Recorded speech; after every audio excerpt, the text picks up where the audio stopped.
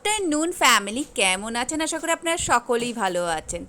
তো আজকে রান্না বাড়াটা একটু শর্টকাটই রান্না হয়েছে, তো সকলের জন্য হিসাবে আর রান্না করা হয়নি, শুধু নিজের কথাটা চিন্তা করে আর নিজের মতো করে আজকে রান্না বাড়া করা হয়েছে।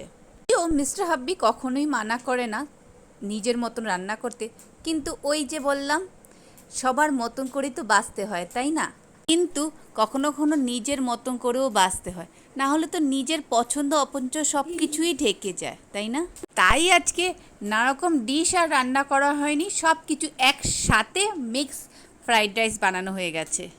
একটু সময়টাও কম লেগে গেছে আর খাটাখাটনি এতটা নেই। আজকে ভাবলাম যে রান্নাটা কম, গল্পটা বেশি।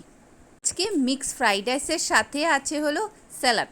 স্যালাডটা যদিও আমি কাটিনি, মিস্টার হাব্বি কেটেছে।